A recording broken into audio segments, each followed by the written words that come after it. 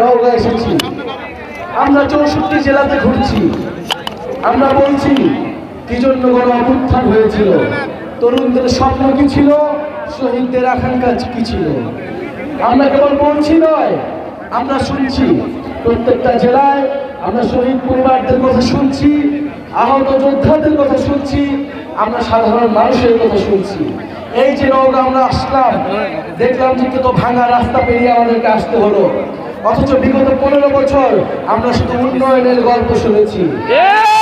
আমরা ভেবেছিলাম চারিদিকে শুধু উন্নয়ন আর উন্নয়ন, কিন্তু নওগাঁ এসে দেখলাম যে একটা ফ্যাসিস্ট সরকার নওগাঁবাসীর সাথে কি ধরনের প্রতারণা করেছিল। সেই প্রতারণার দিন শেষ হয়েছে, কিন্তু আমরা চাই না নতুন করে আবার প্রতারণার দিন শুরু হোক। প্রিয় বন্ধুগণ, জাতীয় নাগরিক পার্টি আপনাদেরকে কোনো মিথ্যা প্রতিশ্রুতি দিবে না। আমরা প্রথাগত রাজনীতিবিদদের মতো আমরা বলবো না আপনাদের জন্য আমরা এই করে দিব সেই করে দিব। আমরা আপনাদের কাছে শুধু এতটুকু বলতে চাই, বান্ডেল থাকলে প্রতি সেনমানিতে টাকা বাঁচবে। বিকাশ সেনমানি বান্ডেল কিনে জিতুন প্রতি লেনদেনে।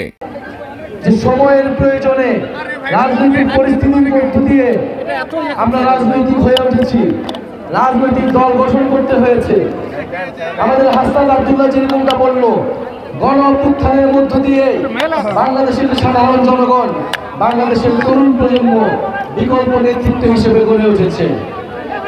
আপনাদের কাছে সেই বিকল্প নেতৃত্ব, সেই বিকল্প ইস্তেহার আমরা প্রস্তাবনা করছি। আপনারা মিলিয়ে নেবেন বাংলাদেশের জনগণ কোন পথে তাদের ভাগ্য নির্ধারিত করবে। বাংলাদেশের জনগণ গত 16 বছর ধরে ফ্যাসিবাদী সরকারের দ্বারা জুলুমের শিকার হয়েছে, নির্যাতিত হয়েছে। এই নওগাঁতেও আমার ভাইয়েরা আন্দোলনে আহত হয়েছে, শহীদ হয়েছে। নওগাঁতেও আমার ভাইয়ের রক্তে রঞ্জিত হয়েছে এই রাজপথ। প্রিয় বন্ধুগণ, 1 বছর পার হলেও আমরা কোনো দৃশ্যমান পদক্ষেপ দেখতে পাচ্ছি না। এ কারণে আমরা বলছি বিচার সংস্কার এবং নতুন সংবিধানই হচ্ছে আমাদের প্রধানতম দাবি। বিচার সংস্কার এবং নতুন সংবিধানের মাধ্যমে এই দেশ পুনর্গঠন করতে হবে। প্রিয় নওগাঁবাসী, এখানে একটা প্ল্যাকার্ড একটু আগে দেখেছিলাম যে স্বাধীনতা এনেছি, সংস্কারও আনবো ইনশাআল্লাহ। প্রিয় বন্ধুগণ, আমরা 71 স্বাধীনতা এনেছিলাম, কিন্তু সেই স্বাধীনতা বেহাল হয়ে গিয়েছিল। সেই স্বাধীনতার সুফল আমরা ভোগ করতে পারি নাই।